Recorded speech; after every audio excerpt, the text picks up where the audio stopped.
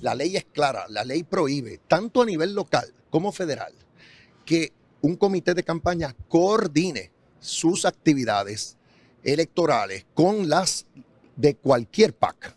En mi caso, eso jamás ocurrió. Difícil probar lo contrario porque el esquema de los PAC o Super PAC están diseñados precisamente para que el candidato, sea quien sea, PNP, PPD, demócrata, republicano, nunca pueda ser conectado a la ilegalidad. Podrán ir presos otros, por muy cercanos que sean, pero el candidato sigue sin manchas. El presidente y tesorero, pues se ha declarado culpable. A mí me apena muchísimo en el plano personal, porque es alguien que yo conozco de hace muchísimos años, con quien he tenido una amistad. Pero como gobernador yo repudio toda ilegalidad, toda violación de ley. Por este asunto del PAC o Super PAC ya se declaró culpable un íntimo amigo del GOBE, Joy Fuentes, pero no de coordinar los anuncios publicitarios con la campaña de Pedro Pierluisi para la gobernación, lo que hubiese metido al GOBE en problemas, sino de ocultar los nombres de los donantes y el monto de lo donado. Ahora empieza a sonar fuertemente que el individuo identificado como el número 1 en la acusación federal es el cuñado de Pierluisi y esposo de la principal ayudante del GOBE, Caridad Pierluisi. Al empezar a trascender esa información la prensa, en medio de la inauguración de un hotel en Isla Verde, donde estaban los Pierluisi, se fue tras Caridad, quien usualmente es asequible y muy vocal. Pasó esto, que también deja un mal sabor de sospecha.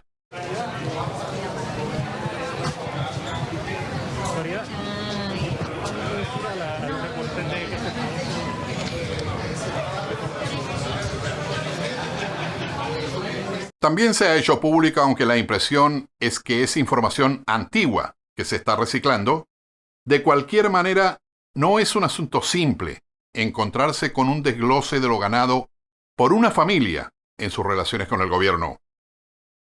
Señores, todo esto sumado, cifras tras cifras, dan casi 116 millones de dólares.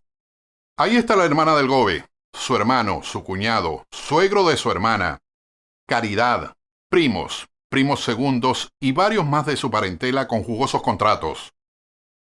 En otra variación del mismo tema, el GOBE admite que otro amigo que dio chavos. Muchos chavos para ese PAC, y mire qué cosa. Ganó un contrato para su compañía de seguros.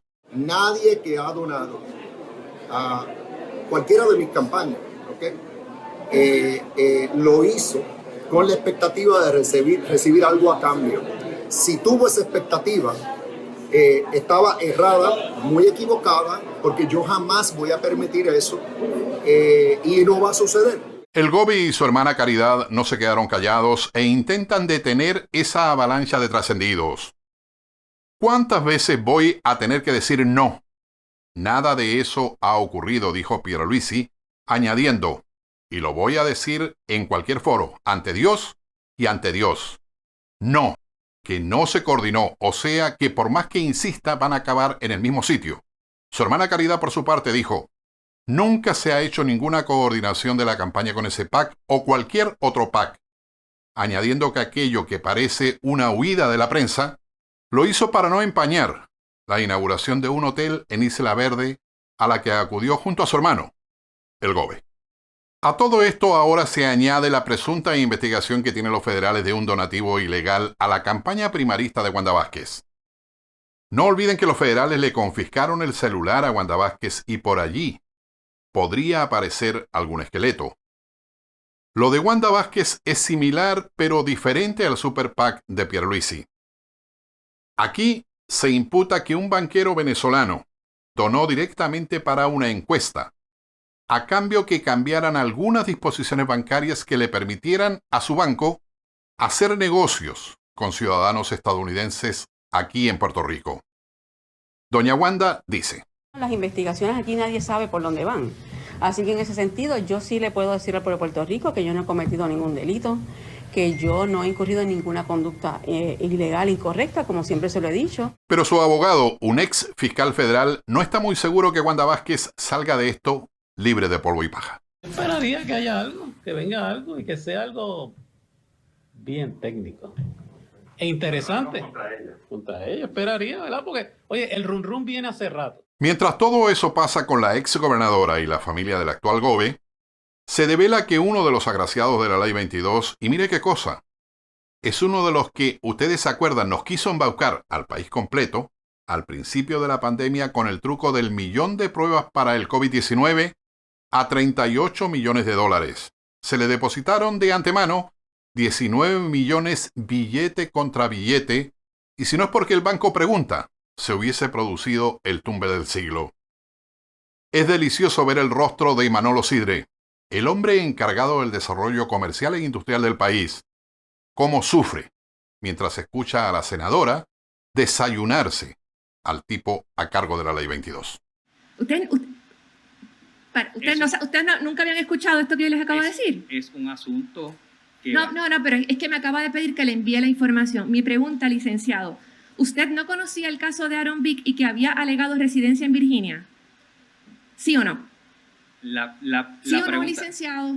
¿Sí o no? Específicamente, esa aseveración específica... No la conocía. No la tenía conocimiento. Tanto fue el bochorno de lo que sale a flote en ese asunto que el secretario de Desarrollo Económico se vio obligado a sacar un comunicado de prensa hablando precisamente sobre el tema.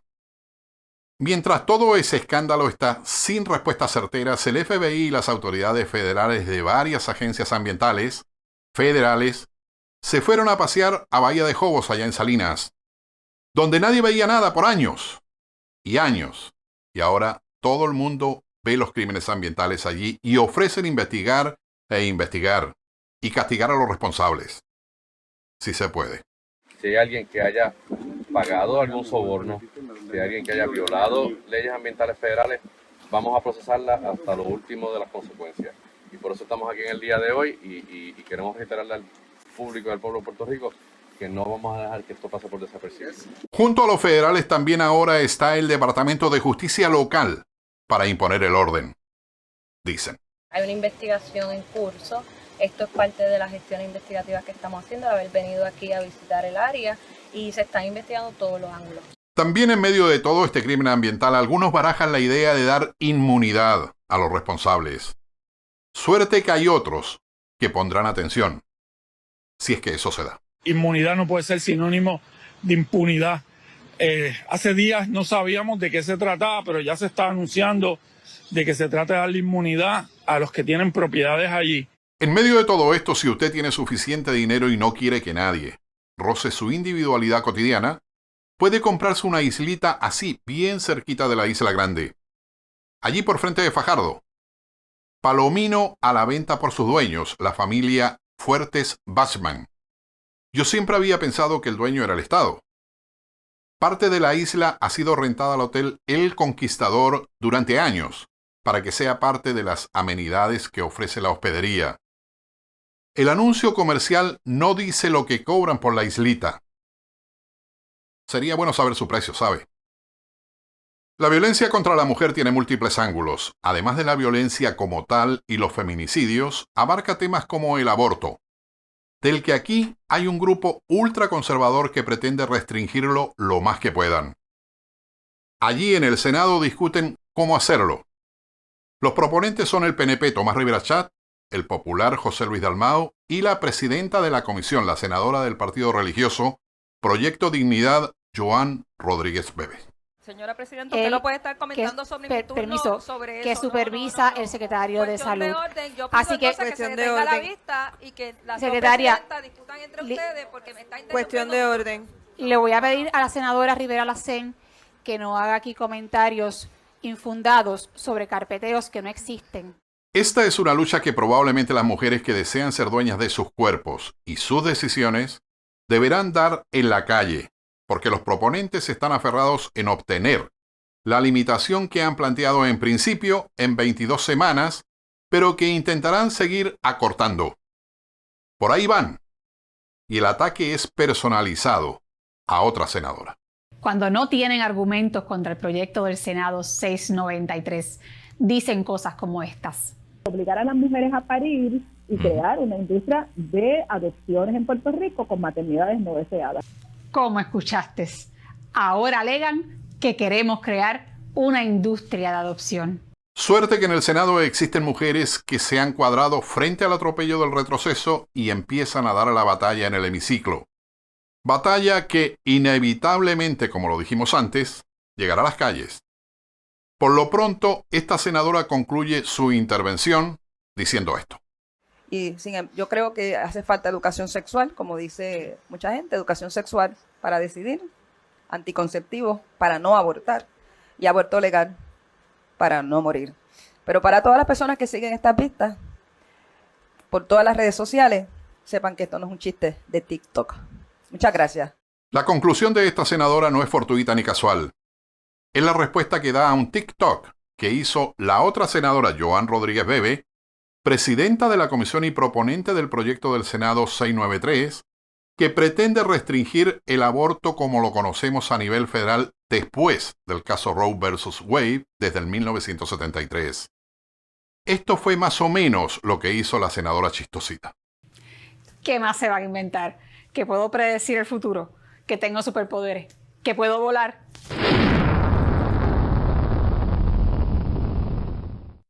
La compañera de tienda política de la senadora Rodríguez Bebe en la Cámara, Lizy Burgos, camina por la misma ruta en los argumentos conservadores y retrógrados. Pero en otro asunto crucial para las mujeres, las agresiones sexuales de todo tipo, hasta las más graves, como violación y feminicidios. Pues esta representante dijo en voz alta lo que piensa sobre cómo debe vestir una mujer. Yo creo que nosotras también tenemos que cuidarnos para no tener ese miedo al salir a la calle. Y si yo entiendo que puedo ser acosada, ¿verdad? Uno trata de evitar eso. Parece que no ha hecho mella el mensaje de 4 mujeres llamadas las tesis cuando dicen: la culpa no era mía, ni dónde estaba, ni cómo vestía. El violador eres tú. ¿A dónde quieren llevar a las mujeres? Es culpa de la nena cuando a la nena la violen o la acosen sexualmente. Es culpa de la nena, que se vistió demasiado sexy. Luego la representante Lizy Burgos argumentó que sus expresiones habían sido sacadas de contexto. Y quizá es probable que algunos periodistas tengan agendas personales. Pero usted las deja seguir hablando y de alguna manera siguen diciendo lo mismo. Escuchémosla en otra circunstancia. Pero por lo menos también hay una responsabilidad de parte de la mujer de también cuidarse. Porque si yo salgo a la calle mostrando todo y entonces pues obviamente hay alguien que no tiene filtro. Sabemos que esto es extrapolar, pero si fuera por algunos talibanes ideológicos aquí en el país implantarían la burka. Suerte que aquí y en otros lugares donde es peligrosísimo, pues las mujeres hasta arriesgan la vida solo por descubrirse la cara, están las corajudas que salen a cantar y gritan sus inconformidades.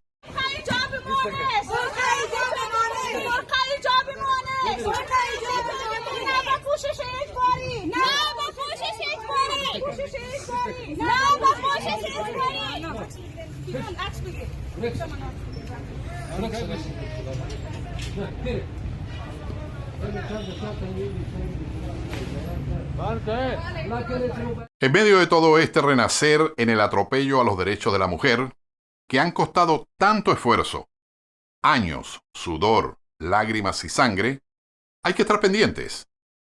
Hay una frase en inglés que es muy descriptiva, collateral damage, que podríamos traducir como daños colaterales. Uno de esos daños empieza a tocar organizaciones políticas.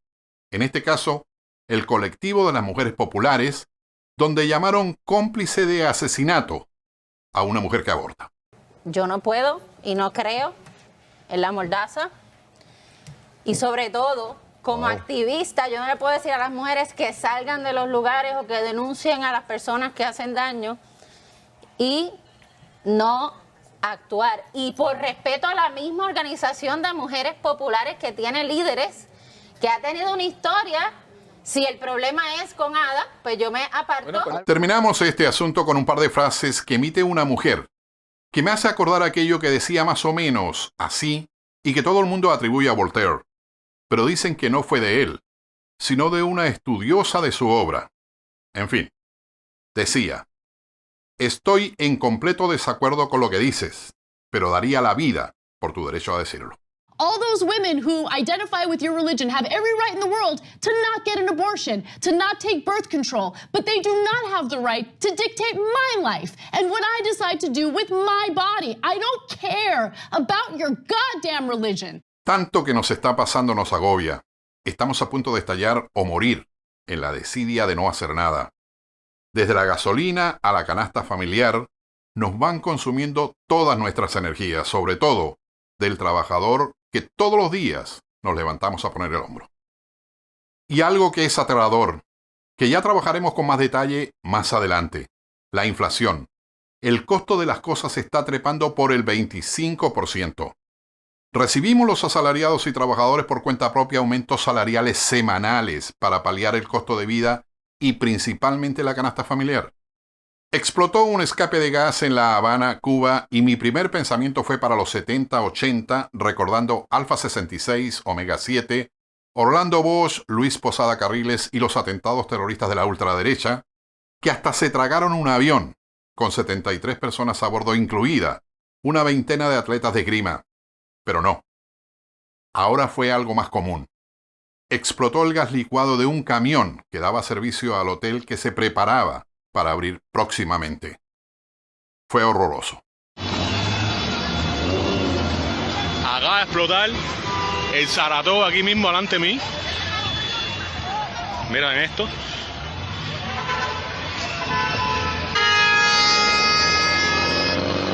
El Hotel Saratoga en la Vieja Habana quedó completamente destruido y también edificios contiguos.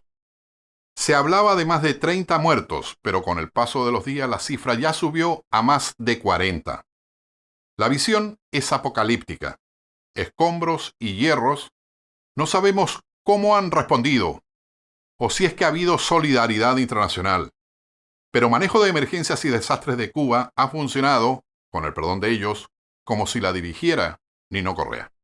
Cuando explotó la pandemia del COVID-19, el Estado nos agarró por los cuernos y nos encerró por largo tiempo. Y luego, el discurso recurrente era, si las estadísticas suben, los encerramos a todos de nuevo. Hoy, de golpe, la salvación es individual. Los ciudadanos no tenemos ninguna limitación por la pandemia y el COVID-19. Está en las manos de cada persona evitar el contagio. ¿Será cierto que es una estrategia porque Estados Unidos no tiene más dinero para pagar por las pruebas y vacunas como se solía hacer? Recuerdo que decían la positividad debe estar en menos del 3% y las hospitalizaciones quizá hasta 2 dígitos. 3, más de 100, ya es peligroso.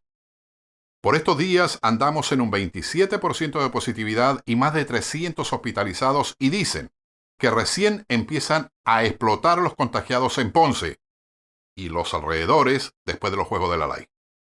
En el Medio Oriente la tragedia se agiganta. De un certero disparo matan a la que quizá haya sido la principal periodista palestina de nacionalidad estadounidense. La culpa es fácil repartirla. Los palestinos dicen que la mató el ejército israelí. Los israelitas alegan que la mataron equivocadamente los palestinos que disparaban contra los israelitas. ¿A quién creer en una guerra? Mi postura es que no creo a nadie en una guerra.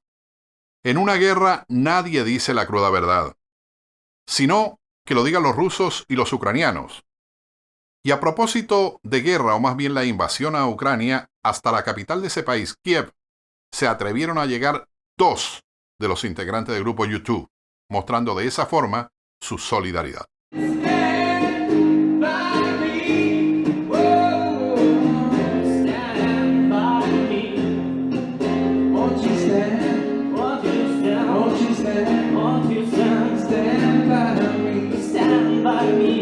Nos iremos con imágenes, una mejor que la otra. Los consabidos haters, movilizados usualmente por los operadores políticos, algunos de ellos conocidos como los brothers del chat, siguen pidiéndome algo que no tengo. Ahora, hasta lo hacen con foto. Y finalmente una probadita del que considero el mejor futbolista del mundo y cuyo brillo se opacó, en gran medida porque siempre hizo lo que quiso, y algunos excesos lo olvidaron. A ver si sos jugador todavía. No, pero toda la vida yo soy jugador.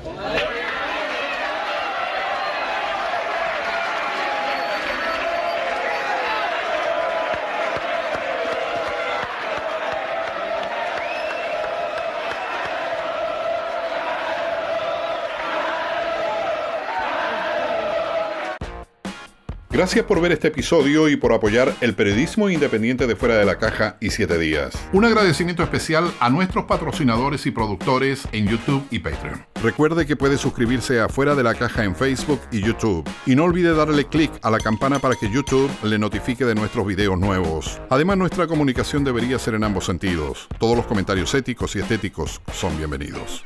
Nos vemos en 7 días.